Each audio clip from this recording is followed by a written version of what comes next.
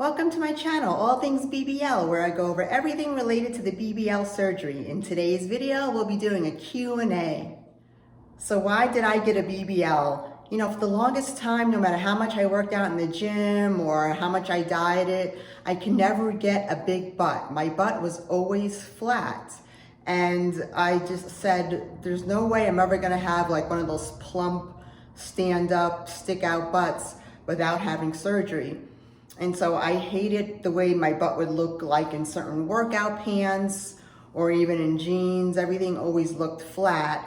So about a year ago, I really decided to look into getting a BBL. It was either I was gonna get butt implants or a BBL. And I've had a few friends who've had butt implants, who've had to get them removed because of nerve damage. So I decided not to go that route, and I just figured having a BBL was the best of both worlds because not only do you get a big butt, but you also get to have fat sucked out of your stomach.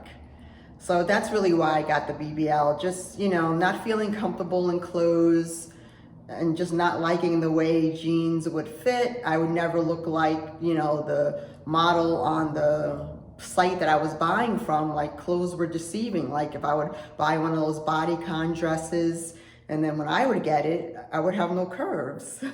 So I just got tired of just not having curves in all the right places. And I did go to the gym and I did eat right and I tried to do it that way. But you know, your shape is your shape. If you're not meant, or genetically you're not meant to have a big like stick out butt, it's just not gonna happen no matter how much you work out.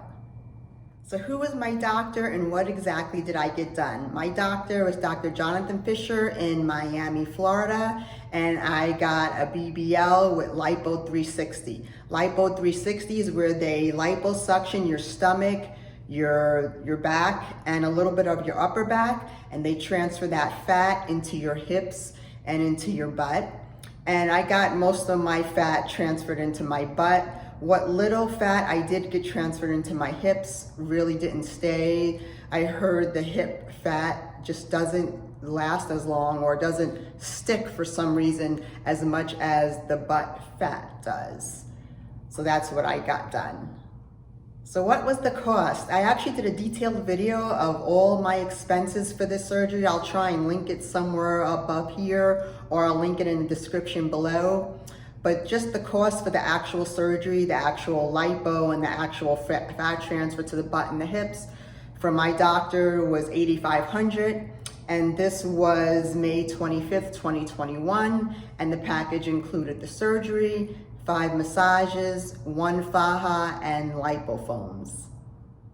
What kind of supplies do you need? You know, I actually did a video on all the supplies that I used and some of the supplies that were waste.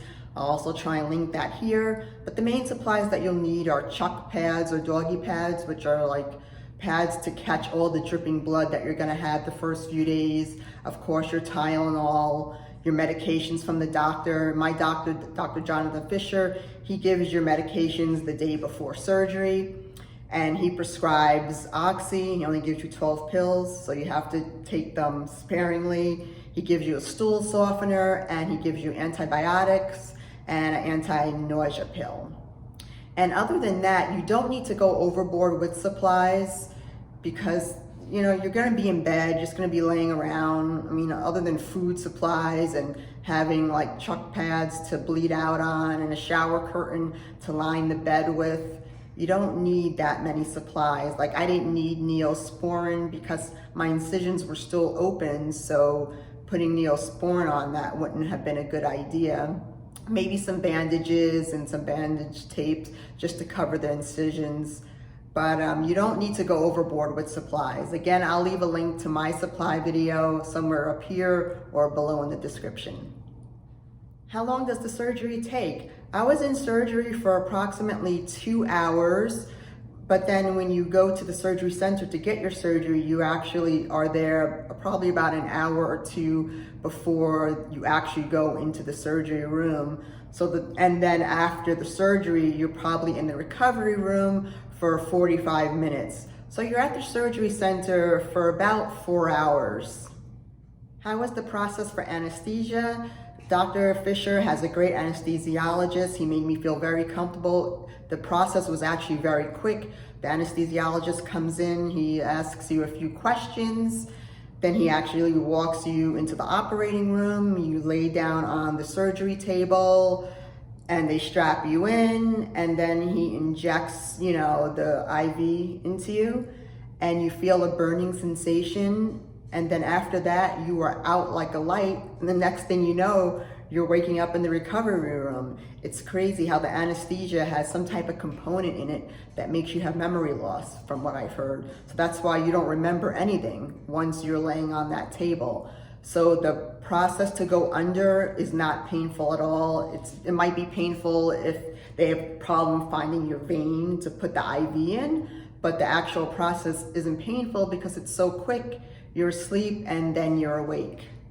So how was the pain? On a scale of 1 to 10, I would say the pain waking up from surgery, it wasn't really pain. The worst thing I felt waking up from surgery was the extreme shivering from the anesthesia wearing off. When you wake up from surgery, you're extremely cold and your body just shakes uncontrollably.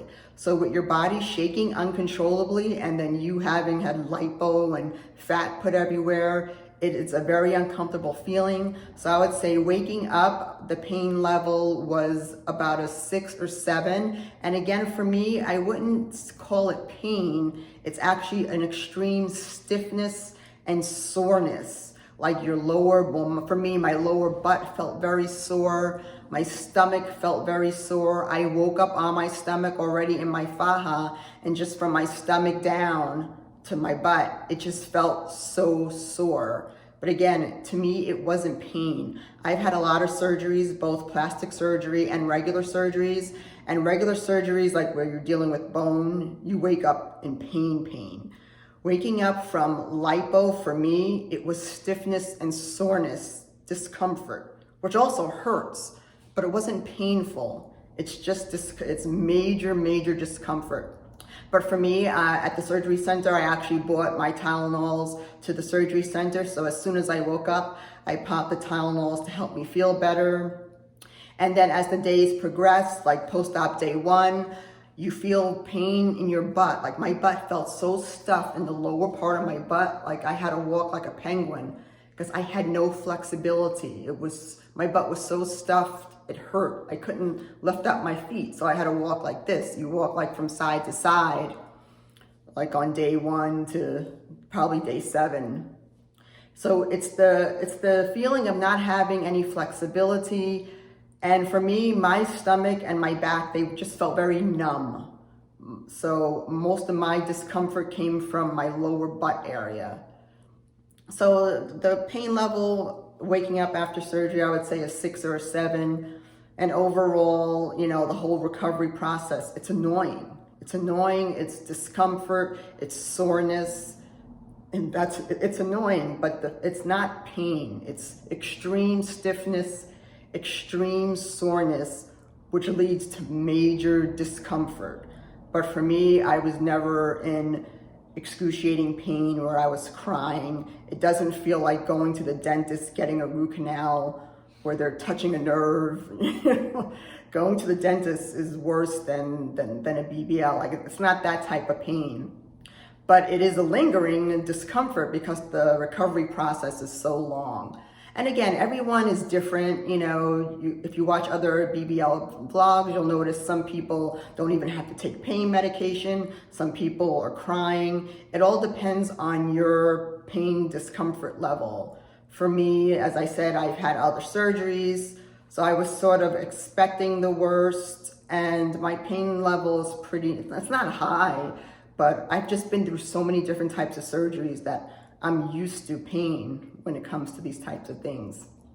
So don't be scared. If you want to get it, don't worry about the pain. It's not pain, it's extreme soreness and stiffness. But again, since Jonathan Fisher, he does traditional lipo, I've heard doctors who do laser lipo, which is more aggressive. You will feel more pain in your stomach and your back where they lipoed it. For some reason, the laser lipo is more aggressive and it's more painful, and it's actually a longer recovery. So Dr. Fisher uses traditional lipo. I guess the wand isn't a laser, so you're not getting that burning type pain discomfort. So maybe that's another reason why it wasn't so painful. How did I sit on the plane heading back home? The first thing is you should definitely hire wheelchair service when you're at the airport. You could actually order that when you purchase your ticket. You could select wheelchair access. And as soon as you get to the airport, someone will be there with a wheelchair for you. Miami Airport, they're very used to people, I guess, having BBLs. So you'll see everyone in the section waiting for their wheelchair person. And they come and they whisk you through security, so you don't have to wait for that. They take you to your gate. And all you have to do is, give them a courtesy tip. So make sure you have cash. And getting on the plane, you do have to sit for takeoff and landing. So I had my boppy pillow for that. So I definitely tried to prop myself up like on my arms, even on the boppy pillow. So I wasn't putting too much pressure on it. But then during the plane ride, I did stand in the aisles and I tried to walk around a little bit, but I spent the majority of my plane trip, which was 4.5 hours, standing up. Again, I was just standing up by my seat. I wasn't always walking around. And I did try and lean on the floor on my seat, but definitely make sure you have your boppy pillow with you, and you'll only have to sit for takeoff and landing. How painful were the massages? Well, as I said, for me, my stomach and my back, they were very numb. They remained numb for about 2 months. Like, it took my body a long time to actually get that itchy feeling, to get the pins and needles feeling. Everything was just very numb. And my massage, it wasn't painful. Now, I don't know, maybe the massage therapist that I got from Dr. Fisher, maybe she went light on me, but it wasn't painful. It wasn't relaxing, but I definitely wasn't in pain during the massage. The only pain that I did feel was when she would massage the front area by the drain, because Dr. Fisher uses drain. There was a drain on my right side. So when she would massage by the drain area, that would hurt a little bit because it was moving the drain around, but it wasn't painful. Now, I notice most girls do have a very painful experience with the massages, but I also took my pain medication a half an hour before every massage. Maybe that helped. I would take the oxys that I was prescribed every time before my massage. So that could have helped too, but I actually think it was the massage girl that I had when she went very light on me. I mean, she drained me enough, but she went light and it just wasn't that painful. So I would say on a scale of 1 to 10, the pain level of my massages were like a 3 or a 4. How did I find my doctor and how long was I researching this procedure? I found my doctor on Instagram. Instagram nowadays is the best place to find your doctor. You can see reviews, you can see who's commenting, you can see their work, actually better than their actual website. So if you go on Instagram, you type in hashtag BBL Surgery Miami, you'll see a lot of surgeons. And I saw Dr. Fisher. He was one of the first surgeons that I researched, and I just liked his work. I liked the way he seemed like a very nice person, like very funny, made you feel comfortable. And he's done a lot of BBLs. Like, I think on his Instagram page, he was like celebrating doing, 6,000 BBLs. It was a number that was like crazy. And I know he was one of, in Miami, he's one of the surgeons that's been doing it for a while. And I started researching this about a year ago. I actually went on this website called Real Self. Real Self is another good website. You can see every doctor's patient's pictures. They give reviews. It's a very detailed page. And then also you could go on Facebook groups. Every doctor has like a Facebook group on Facebook, and so you can see people's pictures, hear their experiences, and that also helped a lot. So I did join a few different doctors' Facebook groups, and I looked at a few doctors' Instagram pages, but I just decided quickly on Dr. Fisher. So a year I was researching it, and then like maybe 6 months later, I was booking it. Was I scared to get the surgery? No, I'm the type of person, I do so much research. And this time around, I did so much research on YouTube. You go to YouTube, type in BBL, you'll see so many different girls' vlogs, detailed vlogs on how the surgery is, what to expect. I probably watched the vlogs like for a whole month straight, and it really made me feel not scared to get the surgery. Of course, I read up on the dangers of it, but with any surgery, there are dangers, like with getting a blood clot and scary things like that. But I always try and remain positive whenever I'm getting a plastic surgery. I go into it being positive and being excited about it. I'm a strong believer, and the mind is very powerful, and just being positive. So like if I knew, if I had a friend who I knew was going to be negative about the whole experience, I wouldn't tell them. So I really only told I told a very few people that I was getting it done, because when you're getting something like this done, you don't want to hear, oh, you don't need it, oh my gosh, why, what's wrong with you, you could spend your money elsewhere. You just don't want to hear those negative things. So it's okay to keep this to yourself and only tell the people around you who really need to know. You don't need to tell people to get their opinions on it, because for the most part, everybody's going to say no, don't get it. Either because they want to get it and can't, or just because they don't know about it and don't understand it. So I wasn't scared. Again, I've had other plastic surgeries and I did my research. So I wasn't scared to get the surgery. I was maybe a little scared with the pain, because every girl's vlog, they were like in excruciating pain, crying. So I was a little worried about that. So I think I was expecting the worst. And when my situation wasn't that bad, I felt relieved. So I definitely wasn't scared.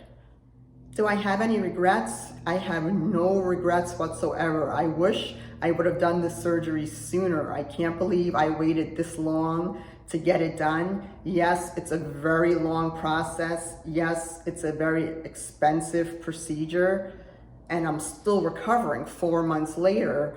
But I love the results. I wish, my hips would have stayed, because they did put fat in my hips, but the fat went away very quickly. So the only regret is I wish that I would have had more fat on me so I could have more fat in my hips. Let's see, in Florida, they're only allowed to take out 4,000 cc's of fat. So for me, they took out 3,000 cc's of fat and put in each butt cheek 1,500 each cc's of fat. I'm 5'7". At the time of surgery, I was 166. I thought I gained a lot of weight, but again, he only took out 3,000 cc's. So I guess the only regret that I would say I have is maybe I wish he took out more, especially on my back, because I still have back rolls. But he told me back rolls are hard to get rid of, and that I would just have to continue dieting and exercising. And since he didn't take out the full 4,000, there has to be a reason. But other than that, I love the way clothes fit now. Like now when I'm on Fashion Nova's website and you see the girls who are modeling the clothes, now like I look similar, not as dramatic as they do, but I look similar. So when I buy the outfits, I fill things out nicely now. Trying on clothes is so much better than before. I just wish I would have gotten it sooner. And so I suggest anyone who's thinking about getting this, do your research, join Facebook groups. Don't let anyone talk you out of it. Make sure you're getting it for yourself. But if you really want it, get it. For me, it was the best thing ever. I love it. Do people treat me differently now that I have my BBL? Well, my friends who already knew I was getting it, they didn't treat me differently. But I do notice, being out in public, when I do have on, like, say, tight biker shorts or gym pants, or actually in any outfit, I do get more stares. Now, when I got my boobs done, I got them very big. I don't get as much stares with my boobs as I do with my butt. Like, I do notice more tension with the butt. Even though my butt isn't gigantic, but for my frame, like when I'm walking, I could feel it move, like I could feel it shifting. and it just creates more attention to you. So, I mean, if you don't like the attention, I don't know, I wouldn't say not get it. I don't like the attention, but I just love the way my body looks in it. So I will say that you definitely will get more stares with the BBL. Like, I started going back to the gym, and now I'm noticing, you know, when I wear my gym pants, even when I wear a long t-shirt, like, people can just tell, like, you know, you have a lot of junk in your trunk, and you will get stares, but I haven't gotten any rude comments or anything like that, but you will get more attention. Thank you so much for watching. Make sure you leave a like and leave a comment below. Let me know what other topics you'd like me to cover, and make sure you subscribe.